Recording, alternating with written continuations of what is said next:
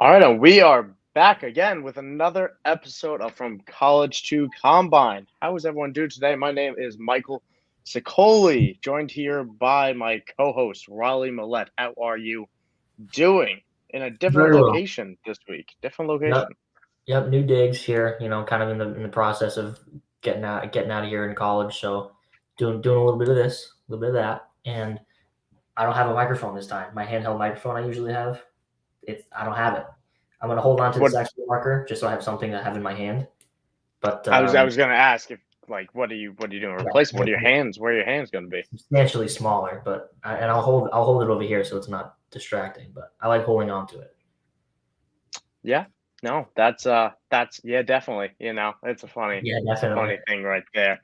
Uh all right, but no, we do have a great show lined up today. For everyone that's not aware, this is going to be our last show as Quinnipiac undergrad students. No one cares about that. You're here for the fantasy football. But this will be the last show, and this little background for me, probably, one of the last ones for that background for Riley. We'll see. Who Oh knows? yeah, yeah, That's what you definitely. should.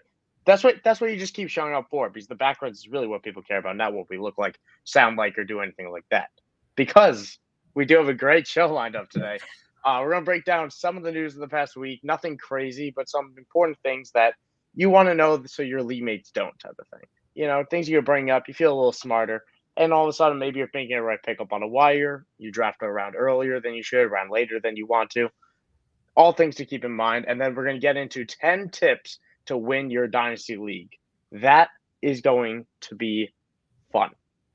Incredibly fun and also very helpful because Dynasty Leagues are complicated. Not a lot of people know how to run them, but it's a growing platform. We want to help out.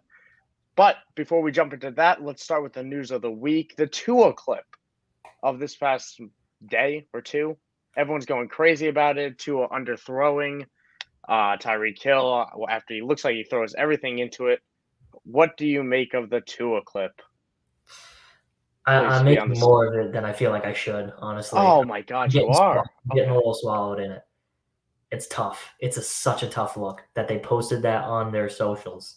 And I've been a Tua supporter for a long time, and you know that. And this, at the end of the day, this doesn't change that, but it creeps in my mind a little bit. It's going to hang in the back of my mind for a long time. I am disappointed to hear you say that, honestly, because we have this exact clip posted every single year of some quarterback underthrowing some receiver, and we forget about it next week. And we should, because ultimately it's totally meaningless. It's the off season still. It's freaking May, people. We're 2 weeks into May. And I'm not gonna go crazy over Tyreek Hill being underthrown on one pass. I'm sure he's gonna be underthrown on plenty because this is not anything new as well. Tua doesn't have a strong arm. It's not big news. I don't get why people are going totally crazy on it. I know it's kind of like in a small, tiny sample size. It's confirming what people are worried about, but it's literally a one throw sample size. I'm not reading into it. But I just don't like it. It's you just just scary. don't. Well, nobody likes it. We'd like to see him hit him in stride and then, I don't know, gritty up and down the field from the 50, but we don't. We don't get to see that because Miami's social media team needs to hire someone from Quinnipiac, probably. Yeah, honestly. But speaking of Miami, we could keep it in Miami and go to the ground game because Miami Michelle has landed.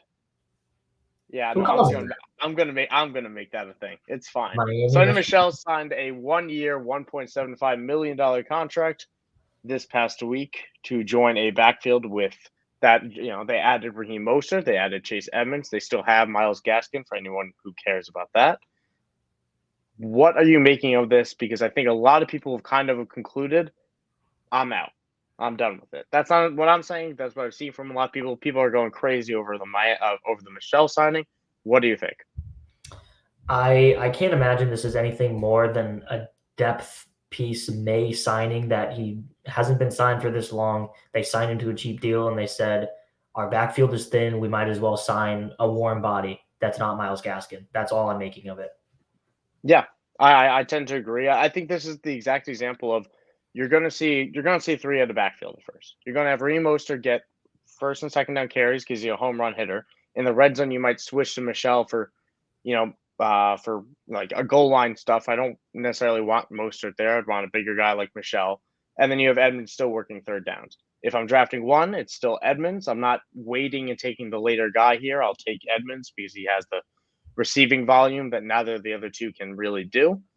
I'm not excited about any of them. This is a dampering to me because even if Michel takes 2-3 touchdowns, that's still 2-3 touchdowns that Chase Edmonds could not get. So hopefully, if this knocks Edmonds' ADP down 2-3 rounds, maybe even 2 rounds, I'd be interested in Edmonds. But I still have my questions about the whole system in general. But we'll switch over to Green Bay, going from the warm to the cold, because the Packers still don't really have wide receivers. They drafted Christian Watson in the second round. They signed Sammy Watkins. They have Randall Cobb, Robert Tonyan, Alan Lazard, and that is just tough to say out loud, let alone to throw to or watch play on Sundays. So Ian Rappaport reported that the Packers are going to be in the mix for Jarvis Landry, Odell Beckham Jr., and Julio Jones. Do you see any of those deals happening? If you do, which one do you want to see happen the most?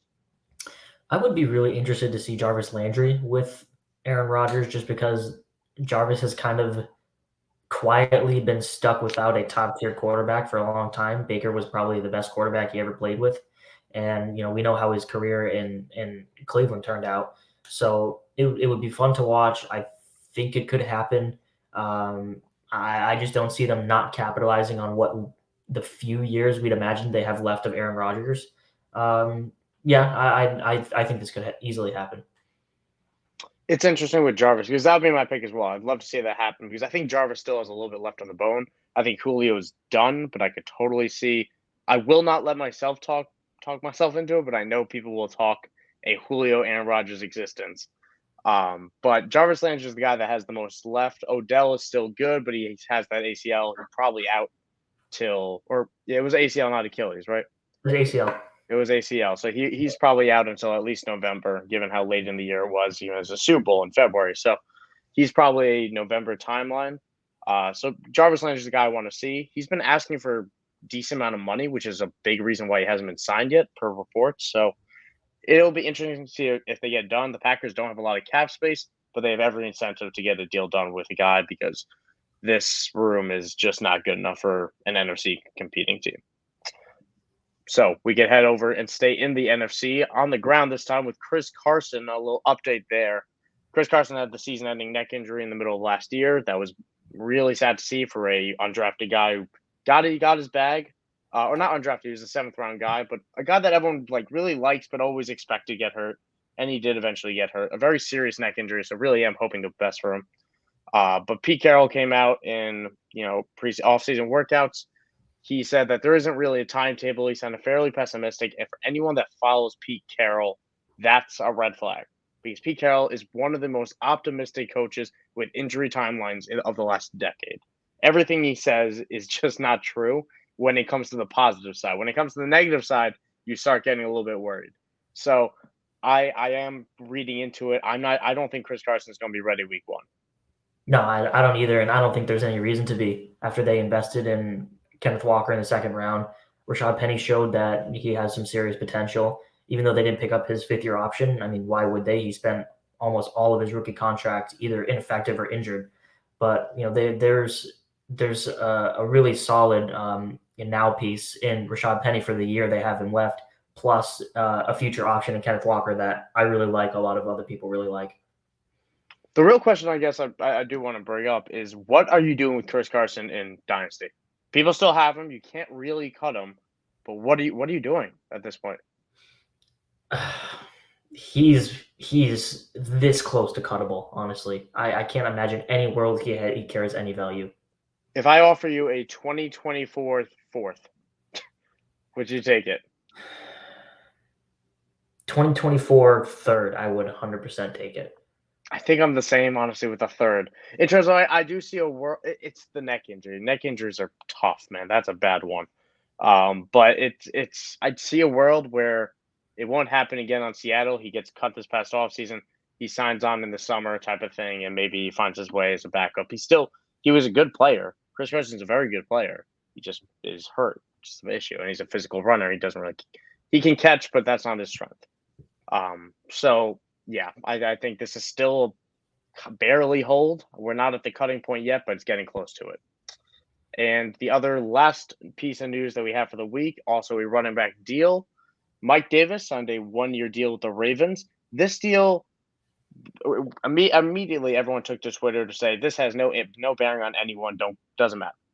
And it doesn't have any bearing on J.K. Dobbins, on Gus Edwards, right? We're both in agreement there? Yeah, pretty much. 1 year, $1.3 million deal. It's barely guaranteed. So in theory, he does not have to be on the week 1 roster either. There's no guarantee for that for Mike Davis.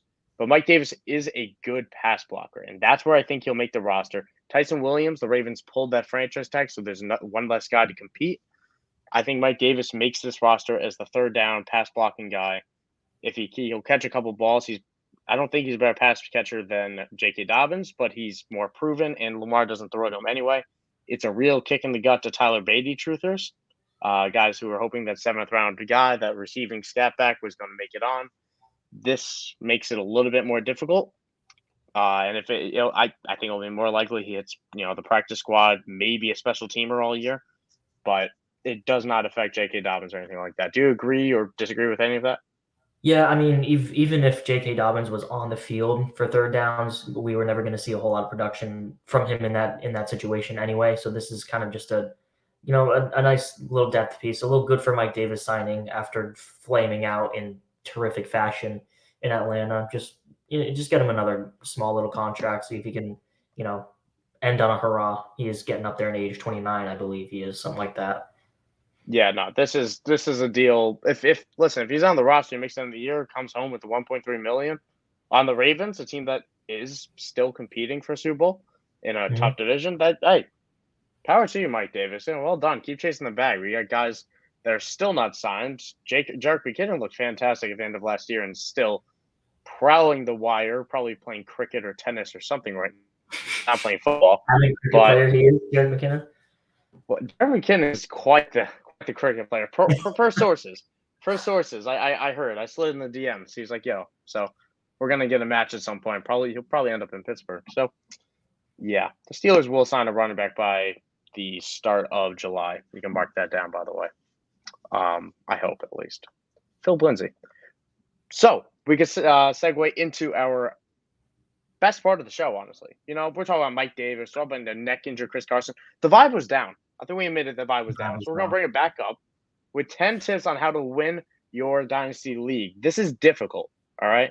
This is a year, 2-year, 3-year process. As Riley knows, somebody who has never won a Dynasty League, despite many great efforts, right decisions just hasn't worked out. Me, on the other hand, we got a couple of rings on the fingers. But this is how you do it, all right? This is how you do it. We're going to get right into it. Tip number 1.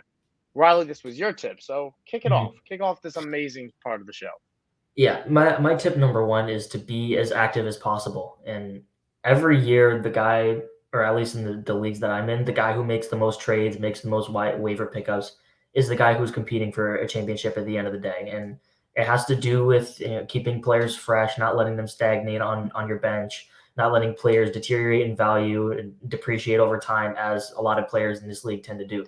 So that would be the number 1 thing that I've tried to do a lot more recently is, even if it's just waking up in the morning, like I spend a lot of time on my phone while I'm in bed in the morning, which I know is bad, but I do anyway. And, I kind of, most mornings I do a quick little check on my Dynasty rosters and see if there's, anyone whose name might be a little hot that day and I can, cash in on, or anyone whose status is trending downward that I should be monitoring. Just something to register in my mind and think about when that time comes. Yeah, I completely agree, because being active it's tenfold, because that increases your relation with your league mates, right? Where it's a lot easier to get a conversation going, a trade going when you know them, you've talked to them, you're engaging in the messages, you're having fun. Ultimately, that is what all this is about. We don't have it on the list, spoilers, but having fun would be one of our tips. I almost put it. I almost did as well, right at number 10, but spoilers, it is not there. Ultimately, engage with your league, because it is better all around for it. And also, being active means when the trends are. You start seeing it. We're going to get to it about selling high and things like that. But if you had Tyson Williams last year, I I flipped him like a hot potato, immediately.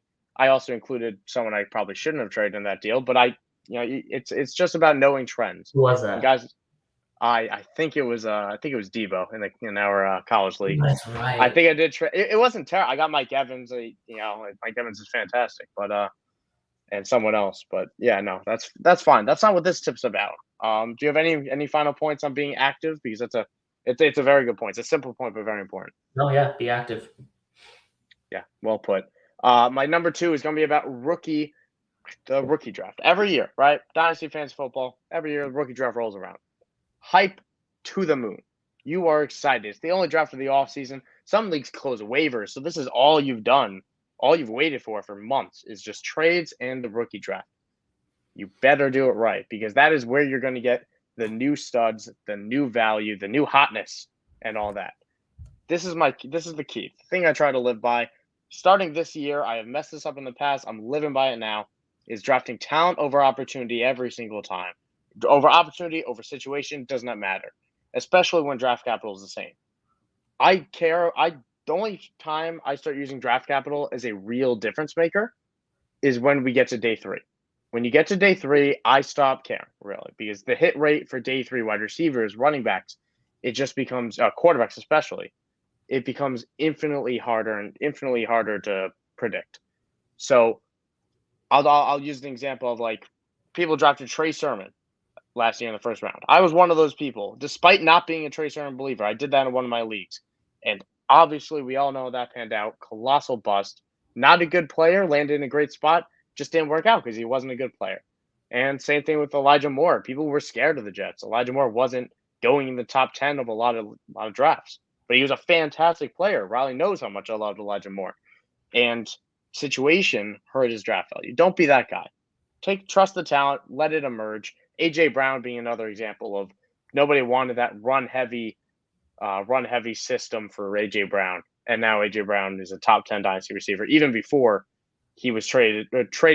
Now it's a little bit more questionable. We talked about it last week. Check out that show about his value on the Eagles. But all in all, his value was incredibly high. Wasn't drafted very high because of situation. Don't be that person. Yeah, that's all super true. And I did think Trey Sermon was a good player, for the record, and I get the bullet on that one. I mean, I thought you were going to bring up Clyde Edwards-Helaire for a second there, but yeah, Clyde Edwards-Helaire, that's such a tough one. Another most infamous example. But we can move on to 3. Kick it off, Riley. Go. Okay, and this is something that it's rules dynasty leagues, and I've called this value is greater than production, except when it isn't, right? So it's a tough dichotomy to get used to. Is, let's say Cooper Kupp, for example, who's getting up there in age, 28, 29, I believe, something in that range, coming off one of the best wide receiver seasons ever. And the ever-arching question is, how much should I give up for a receiver who is almost guaranteed to be in the top 5, had an enormous season? How much should I give up for him who maybe he has 2 years of top-end production left? And unless my team I'm confident, I am 99% sure that this team has what it takes to be in the finals, I'm not going to pay up for that player. And that is the exception for when production is greater than value. I mean, it takes it takes a great deal of courage to be able to, sell youth and sell picks and things like that for players like Cooper Kupp. And that is the exception that you have to find. And it's super tough to do that. But that is the most important part of Dynasty, is recognizing when value and production, change in value. Yeah, I agree, because we talked about it. I mean, we talk about every year in season about guys that are, especially at the running back position, where guys are all of a sudden thrust into A, starting roles, or B, they're just underwhelming, but the volume's getting there, right? Josh Jacobs, he wasn't, or Zeke even from this past season, wasn't incredible with it. With his production, his fantasy points were really not all that, but his carries were there. He was consistent. He kind of got you there, and the value, it's just not proportionate.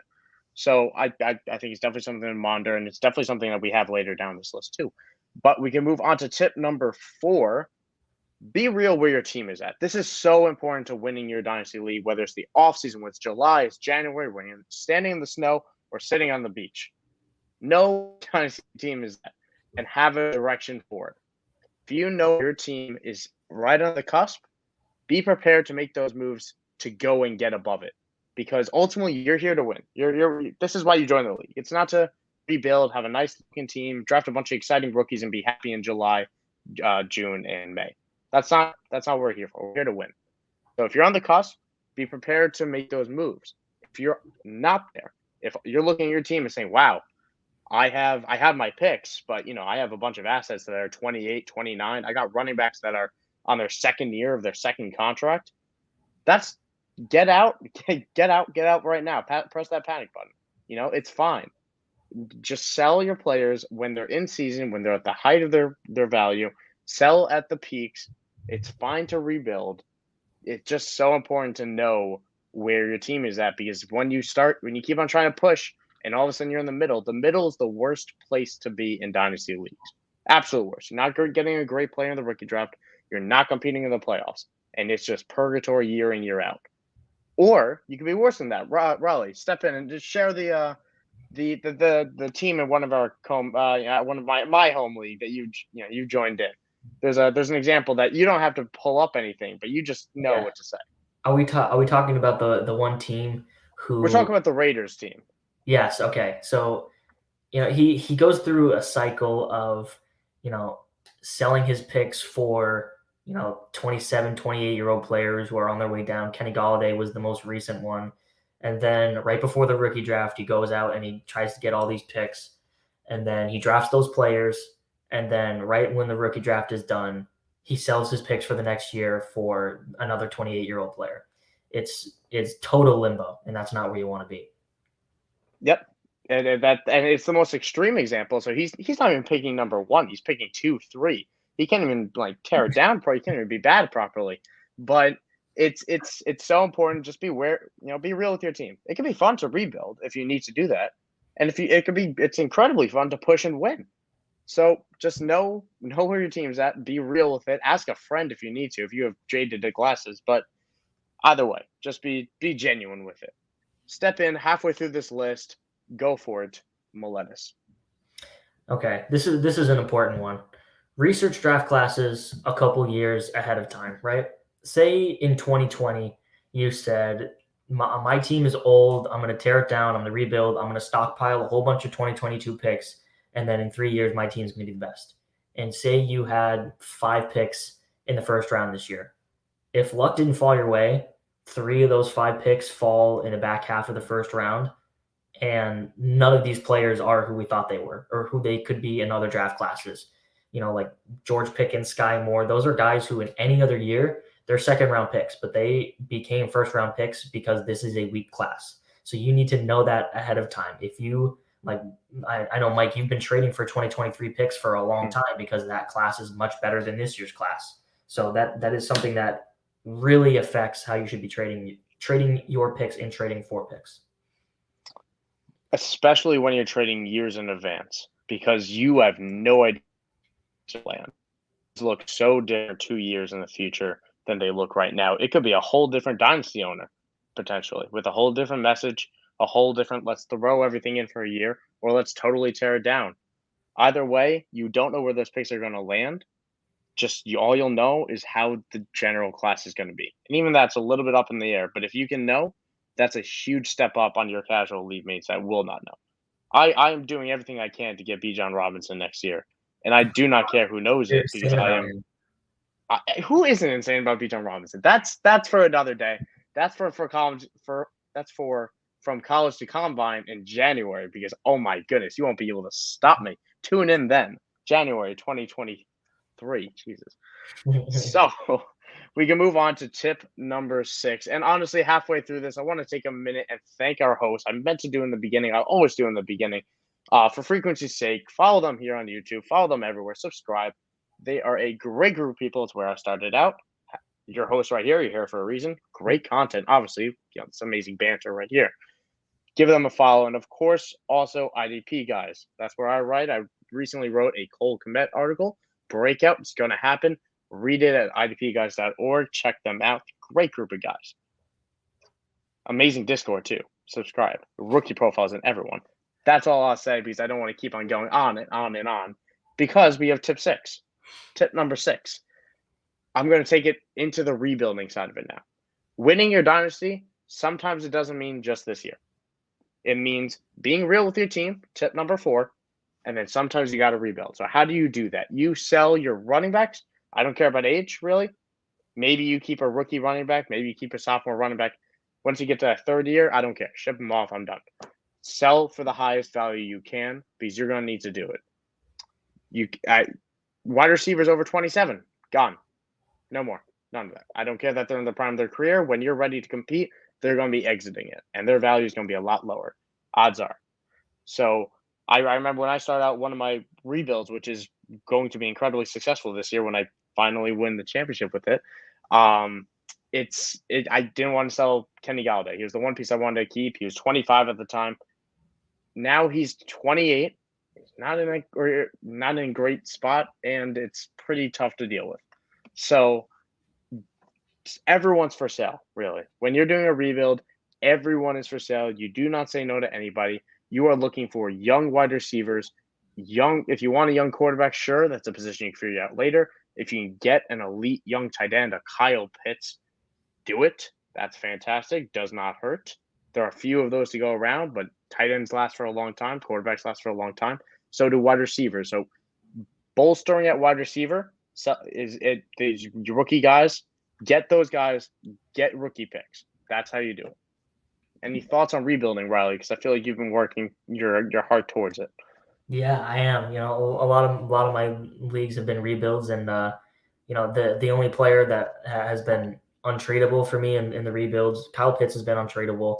I've had a lot of people inquire about Javonte Williams. I'm not interested in getting rid of him, and Clyde Edwards-Helaire just because I have a personal affection with him, and I can't get rid of him anyway because no one wants him. So those are the 3. Yeah, you have a personal affection with Clyde Edwards-Helaire. You heard this. He's not going here anywhere first. anyway.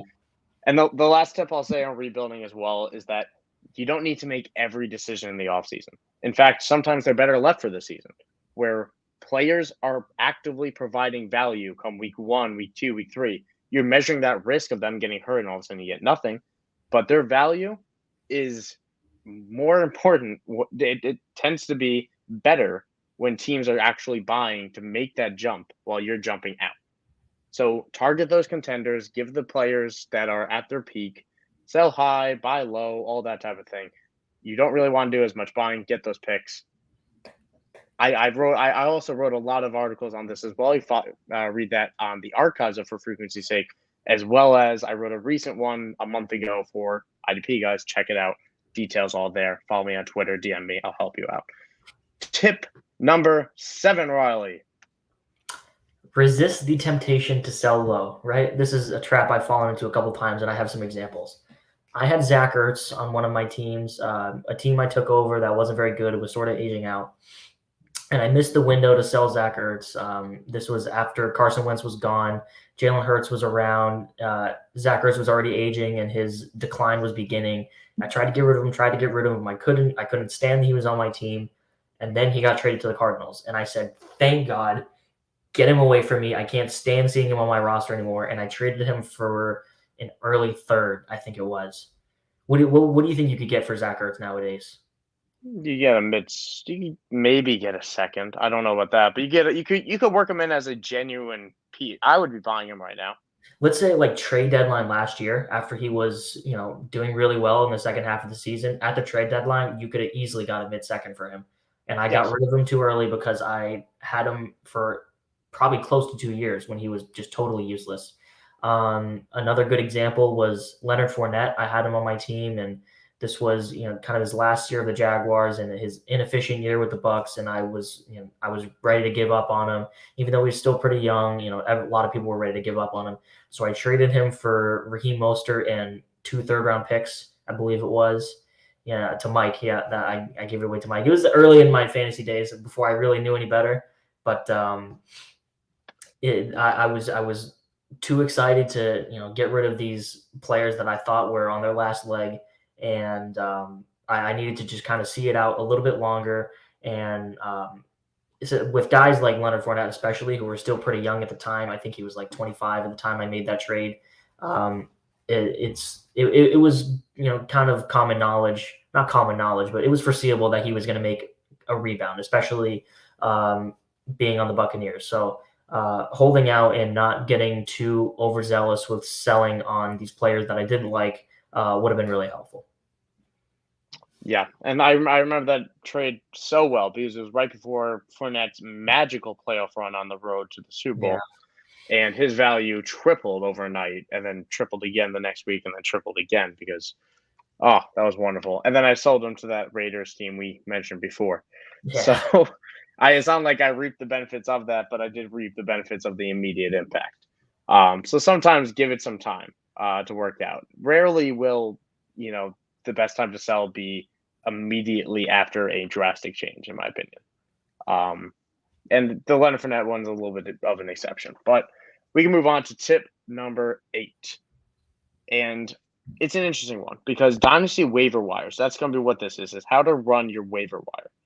Because it's bare. It's bare. The cupboards are, it's COVID cupboards, All of a sudden the toilet paper is gone. We can't find them, That is basically both the quality of the people on your Dynasty waiver wire, toilet quality, and also just the scarcity because there's really nothing you want. So when somebody is there, go and get him. Don't be afraid to waste that priority, to spend that fab. Riley, what happened at the beginning of this offseason? Somebody cut Tom Brady. Tom Brady retired. Reasonable. I understand it. Tom Brady was cut. He was on the wire for all of that week, and then he unretired. And so I went out and I spent half of my fab for the entire year to get Tom Brady. 2 months later, I trade him in a big package deal, of which he was a decent part of and a big reason for to a Patriots fan. And I did it through fab. If you think about it in the mindset of I traded $45 a fab, that's nothing. That's a heist. So when somebody that is on the wire that could break out or is breaking out or is just shouldn't be there, do not be afraid to get him because there is not a lot of guys that are worth getting. So when there's someone there, go for it. Spend that bag, toss it out. Where's the, make it rain, all that. Any thoughts on the wire, Riley, on the wire? Yeah, I kept him in my dynasty, and I changed his nickname to Officially Washed when he retired, and now he's not officially washed. That's his nickname now. No, he's unofficially washed, right? Mm-hmm. That's right. All right. Tip number 9. Keep it going. We're going strong here. We're going strong. Yeah. This is my last one.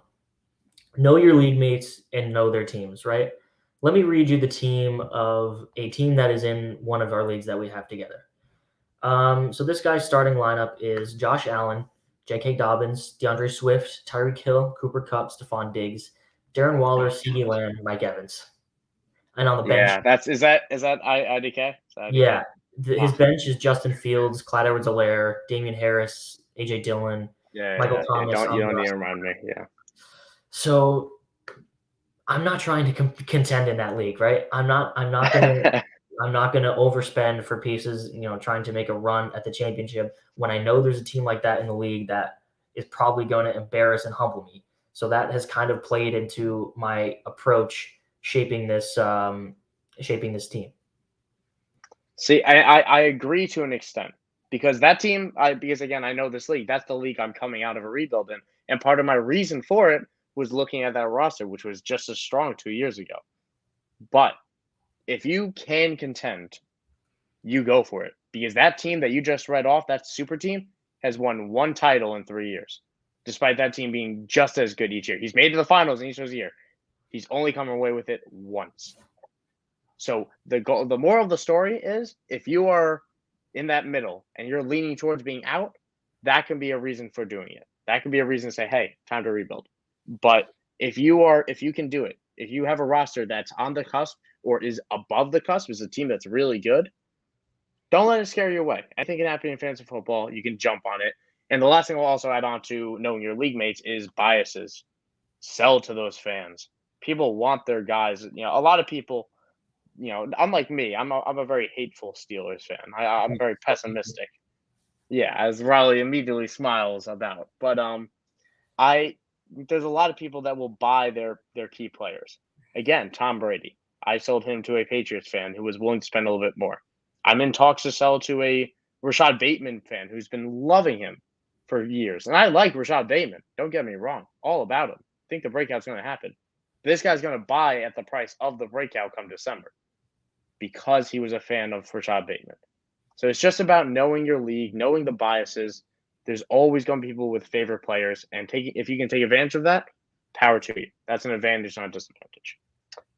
And I will segue right into our final tip of the bit. At this point, you're in the finals, right? And the big reason for it is because you weren't afraid to commit. That is tip number 10. Is if you are in the league, if you are going for the playoffs, if you're about to make it, if you're in the top, middle, whatever. If your team can win, commit to it. Buy the Adam Thielens of the world, or the guys that are older that have less value, the Ezekiel Elliott's of even 2 years ago, where people have been trying to get off Zeke for 2 years. You could have gotten him for a first. So that's a 2022 first for Ezekiel Elliott. Add something else onto it, and that would have, if that wins you your championship, that's all that matters. I traded 2 firsts, Rashad Penny and Will Dissly, both those guys prior to their injuries, for Ezekiel Elliott in the year that I won the championship, because then Zeke and somebody else helped me win. And that's what mattered, because if you get a ring, you get that figurative ring, that literal ring, wherever you get it from, that's what you're playing for. Who cares about 3 years in the future if you can win right now? So I fully support going all in if you know what that's going to be. I always try to maintain my picks 2 years in the future just because you never know what's going to happen. But I will trade my entire draft class. I will trade younger, promising guys to get a little bit older guys that will provide more value now if need be. But ultimately, you have to win. That's what this is about. Amen. I know you haven't really been in those shoes, Riley, where No, competing or I'm getting winning there. or I'm getting there in a couple of them. yeah, no, you're getting there. Let's work out a deal, and then you can totally get there. No. Yeah, you drink, and I hope you've been enjoying that drink as much as I've been enjoying this show. Yeah. It's good. Oh, I'm not talking to you. I'm talking to our viewer who's been, sipping a nice little cup of water on the side. I hope that is tasting fantastic, because now you can drink more because the show is over. Thank you, everyone, for tuning in to this week's episode from College to Combine. Definitely check out both IDPGuys.org and, for frequency's sake, at FFSQC on Twitter and at IDPGuys on Twitter as well. Both great follows with some amazing content, amazing shows, amazing video content. Subscribe here. There's really no better group of people to be with, where they each took a shot on both of us. We've had a great time doing it. We have this amazing overlay. We feel fantastic. Who better to support, So thank you, everyone, for tuning in. Next time you will be touching base with us, we will be graduates. Ain't that something, Riley? How does that feel? I don't like it. I don't like it. Okay, well, excitement. Again, you keep bringing the level low. It doesn't matter. Follow me on Twitter at Michael__Sicoli. You can follow Riley at Riley_Millette if you want to, I guess, get sad. All of a sudden, you're the sad one of two of us. Just with that attitude. I don't know. Okay, tune in next week when Riley's got a little bit more of a smile around his face, I guess. Hopefully, right? Maybe we'll get him some coffee. I don't know. You got to tune in next week to see what Riley's going to be holding in his hand. Any bets on what that could be? I hope to have the microphone back. I think I will. Well, I mean, then people have to tune in. There's no better reason for it. Either way, great show on next week. Check out IDP Guys. Check out For Frequency's Sake. Check out our Twitters. Great follows, great content. Have a good night, everybody.